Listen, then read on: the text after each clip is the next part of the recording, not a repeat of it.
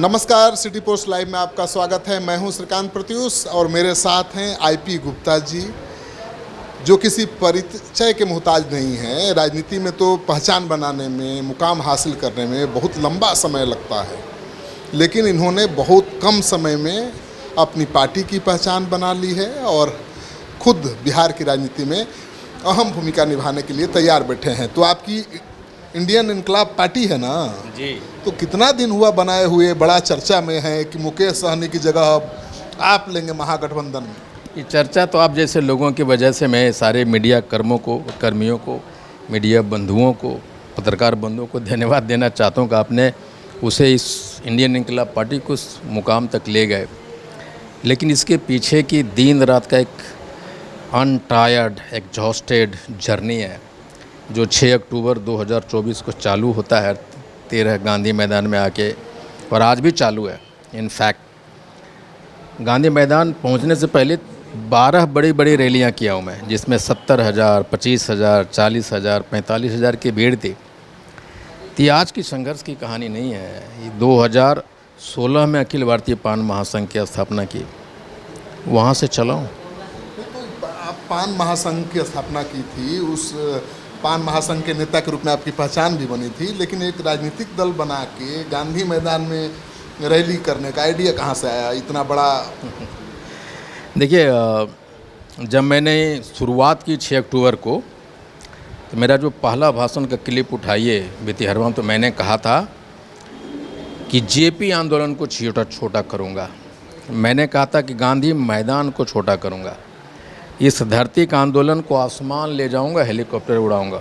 एक भी बात मैं यूं ही नहीं कहा था, उसकी प्लानिंग की थी कि मेरी क्षमता क्या, मेरे कमजोरी क्या, और मेरी माइक्रो प्लानिंग थी गांव-गांव पे। आपको बता दूं कि मुझे ये भी मालूम है गांधी मैदान आने से पहले कि सहरसा के, मधुबनी के, सीतामढ़ी के कौन ऐसे गाँव हैं, कौन सी महिला है जो वॉमिटिंग करेगी अगर वो बस से आती है तो मेरा बस 5 घंटा लेट हो जाएगा, उनको बस से नहीं आना है। और जब मैंने देखा कि जब प्रशांत किशोर जी का रैली थी 11 तारीख को, तो 10 तारीख को बारिश हुआ था, आंधी तूफान आए थे, तो मैंने अपने लोगों को कहा था कि जो बस से आ रहा है वो फावड़ा, टांगी, सावल वो साथ में लेके चलो बस पे, कि पेड़ गिरेंगे, उसको काटना होगा, उसको हटाना होगा, गड्ढे होंगे, उसको भरना होगा। That was my planning, that is the reason कि ये ह्यूज सक्सेस हमारा हुआ। और एक अस्तित्व की पहचान में एक आंदोलनकारी, एक क्रांतिवीर के रूप में हम सारे लोग इकट्ठा हो गए थे। आज भी वही मोड में है। प्रशांत किशोर ने भी गांधी मैदान में रैली की थी, आपने भी की थी, जरा तुलना करके बताइए। नहीं, मैं ये तो तुलना नहीं करूँगा, लेकिन मैं ये जानता हूँ मैं अपना काम कर रहा हूँ। मेरा ये मानना है कि प्रशांत किशोर जी 1.5 साल घूमते रहे सड़क पे, आज भी घूम रहे हैं। मैं गांधी मैदान से पहले 6 महीना घूम रहा था, अपार भीड़ थी गांधी मैदान में, अपार भीड़ लगाई। और आज भी मैं कहीं जा रहा हूँ, मैं बोल रहा हूँ भाई मैं बेगूसराय आ रहा हूँ, एक दिन के नोटिस पे मैदान भर जा रहा है आज भी। तो हमारा जो भीड़ है ना वो जेनरिक है, स्वतः स्फूर्त है, और आंदोलन से निकला हुआ पार्टियां और आंदोलन से निकले हुए लोग जीवन में कभी वो सफल नहीं होते, उनको दिग्भ्रमित आप नहीं कर सकते। प्रशांत किशोर का जो जलवा दिख रहा है वो आपको लगता नहीं है कि वो नेचुरल है, वो कृत्रिम है, बनाया हुआ है, ऑर्गेनिक नहीं है? मैं इसको आपके ऊपर छोड़ता हूँ, लेकिन मैं अपने बारे में बोलता हूँ कि हमारी जो भीड़ है वो जेनरिक है, जो स्वतः स्फूर्त है। हम खाना नहीं खिलाते, हम बस में नहीं देते, हम तंबू नहीं लगाते, हम प्रचार नहीं करते, फेसबुक पे लिखते हैं कि भैया IP Gupta is coming on this date.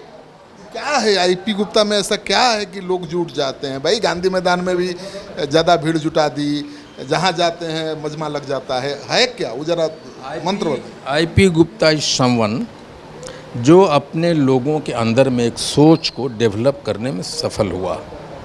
IP Gupta is someone कि एक ऐसा जात जो सदियों से कभी कोई झगड़ा नहीं, कभी लड़ाई नहीं किया, आप सहता रहा, जुल्म आफ्टर जुल्म सहता रहा, उसको लड़ने की जज्बा दिल में बिठा देने वाला का नाम आईपी गुप्ता है। उनको ये समझा देने वाला आईपी गुप्ता का नाम है कि आप जो आदमी लड़ा नहीं उसको हिस्सेदारी अपने घर में नहीं मिलता। जो भाई जो ताकतवर होता है ना वो ज़मीन वाला रोड लेता है, और जो कमज़ोर भैबा ओकरा प्रति खेत मिलता है भतेथी वाला, है ना, वो नदी किनारे वाला। तो लड़ना होगा, और तुमको लड़ने के लिए आईपी गुप्ता नहीं आएगा।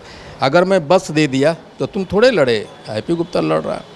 अगर मैं तुमको खाना खिला दिया तो तुम थोड़े लड़ रहा है आईपी गुप्ता। तुम अगर 12 घंटे भूखे हो ना तो ये भूख तुमको बताएगा कि तुम लड़ रहे हो।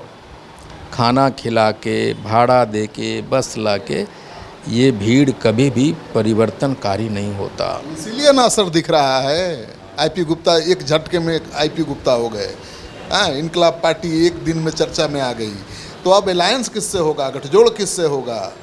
महागठबंधन, एनडीए, जनसुराज, किसके साथ? नहीं, जनसुराज के साथ तो नहीं होगा, मैं डे वन से कह रहा हूँ, उनके साथ तो नहीं होने वाला है। देखिए, सड़क और आंदोलन संघर्ष आप तभी करते हैं जब बातचीत के सारे दरवाजे सरकार आपके लिए बंद करते हैं। आरक्षण छीनने के बाद मैं माननीय मुख्यमंत्री जी से, केंद्र के सब मंत्रियों से मिलना चाहते, सारे ने दरवाजे बंद किए। तुम्हारा हैसियत क्या, तुम ततवा है, तुम्हारा हैसियत है, तुम मिलेगा मुख्यमंत्री से, भारत सरकार के लोगों से मिलेगा। एक तमाचा था हमारे लोगों के ऊपर में, और आईपी गुप्ता ने दिल पे लिया कि आईपी गुप्ता तुम्हारे पास ईश्वर, मैं गरीब का बेटा, राजमिस्त्री का बेटा, मेरी माँ गोबर चुनती थी, ईश्वर ने कुछ दे दिया।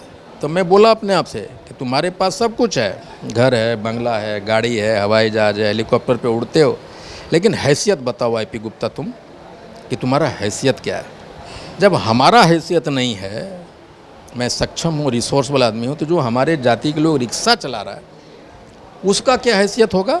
तो मैंने कहा कि जिस दिन आईपी गुप्ता एक रिक्शा चलाने वाला का बेटा ततवा थाना में चला जाएगा, थानेदार बोलेगा इसका केस जल्दी लो, ये ततवा है, उस दिन हैसियत होगा, उसी की लड़ाई है। अच्छा, तो आपके कितनी आबादी है, कितना वोट बैंक है आपका? ये भी एक बात है।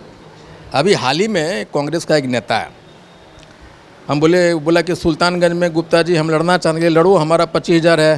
बोले 25,000 हो गया, हम 20 बरस से राजनीति करें, 5,000 नहीं होगा, के लिए लिख लो, कहें 25,000 है और तुम्हारा इसी बात पे हम तुमको हरा देंगे। वो गया गांव और ढूंढने लगा, बोला यार 25,000 नहीं 32,000 होगा आपका वोट, भाई माफ़ी मांगता हूँ, मैं पता नहीं था। ये बातें सबके साथ है। ये ततवा है कहाँ? इसलिए है कि 75 साल के बाद एक भी आदमी विधान परिषद में नहीं, विधानसभा में नहीं, लोकसभा में, जहाँ बोल सके प्रत्युष भाई हम तो यहाँ इतना है।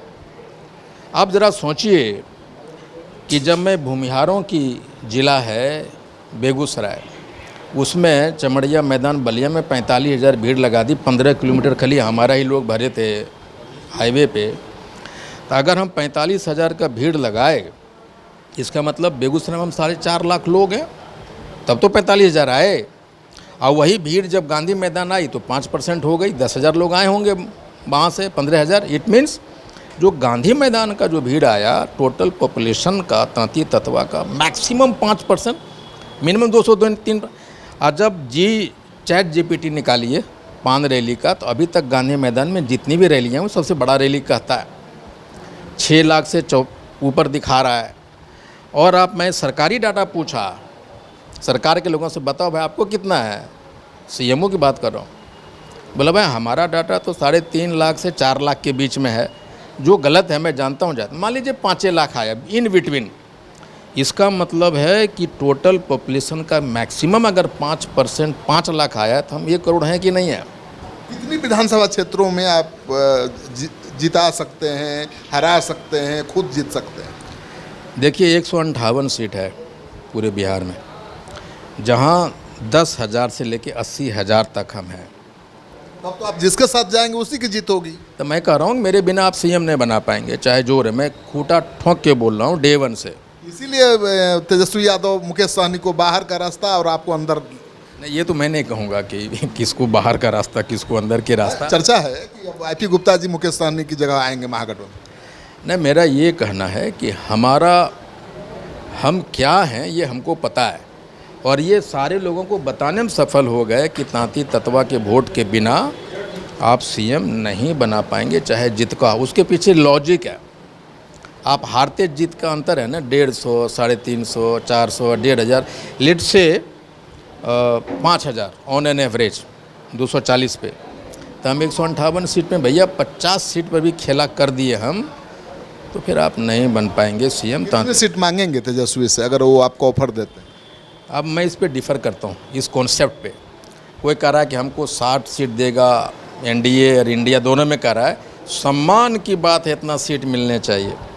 अब मैं कहता हूँ भैया, आईपी गुप्ता सम्मान की बात नहीं करता। मैं कहता हूँ जिधर मैं जाऊँ असेट बनूँ, लायबिलिटी नहीं बनूँ। एक तो आईपी गुप्ता इतना सीट नहीं चाहिए जिसको मुझे पैसा चाहिए, बेचने वाला धंधा इधर नहीं है, नंबर 1। दूसरा, इतना सीट हमें ज़रूर चाहिए जिससे मैं कि 100% कन्वर्सन रेट हमारा हो। हम जानते हैं इस आंदोलन को खड़ा करने वाले कौन कौन लोग हैं। स्ट्राइक रेट आपका 100% होगा। कितनी सीटों पर आप चाहते हैं लड़ना, ये बताइए, जहां स्ट्राइक 100% होगा? 100% स्ट्राइक करवाने में आईपी गुप्ता की भूमिका 100% होगी, ये दैट इज़ ट्रू। कितनी सीटों पर? गठबंधन के जितने सीटें पे आप कितनी सीटों पर खड़ा करेंगे अपना पहलवान? नहीं, हम 158 सीटों पे जिस गठबंधन में रहेंगे उसका 100% स्ट्राइक रेट देने में हमारी अग्रिम भूमिका मैं होगी। मान गया। आपको कितनी सीट चाहिए? हम जितना सीट मांगेंगे। मिनिमम बताइए। अरे भाई देखिए, मैं कहता हूँ कि 9 जिला है ना, 9 कमिश्नरी है, 4 जिला है जहाँ हमारे लोग नहीं हैं। वो जहानाबाद है, वो अरवल है, वो सिवान है, अब वो किशनगंज है। बाकी हर जगह हम लोग खचा खच भरे हुए हैं। उतनी सब सीटें थोड़े ले लेंगे, आप कुछ बताइए ना। भाई मैं कह रहा हूँ, आप देखिए, तेजस्वी तो यही पूछेंगे कितनी सीट। हम तेजस्वी जी को बताएंगे कि कितने सीट है। आप समय का इंतज़ार कीजिए और अब हम फिर से मीडिया वालों को बुलाएंगे और बताएंगे भैया इतना सीट पे डील हुआ, ये फाइनल है। हम मुकेश सहनी की तरह बार्गेन नहीं करेंगे, प्रेशर नहीं बनाएंगे। नहीं, हम असेट बनना चाहते हैं भाई। अगर हम गठबंधन के महागठबंधन के तरफ जाएंगे तो हमारी पहली प्राथमिकता होगी कि तेजस्वी को मुख्यमंत्री कैसे बनाए, ये हमारी भूमिका होगी। और दूसरा कि भाई हम सीट ले लें 50 और हार जाए 45। मुकेश सहनी के बारे में आप इशारा कर रहे हैं? नहीं, लायबिलिटी हुए कि नहीं, नंबर 1। दूसरा ये कि हम जो जीतेंगे, जो सीट लेंगे, वही सीट लेंगे जो 100% हम जीत जाएंगे, वो सीट लेंगे। चलिए, तो आपने सुन लिया आईपी गुप्ता जी को। मुकेश सहनी की तरह महागठबंधन के लिए लायबिलिटी नहीं बनना चाहते हैं, बल्कि एसेट बनना चाहते हैं। और दावा है कि 156 सीटों पर उसी की जीत होगी जिसके साथ इनकी पार्टी रहेगी।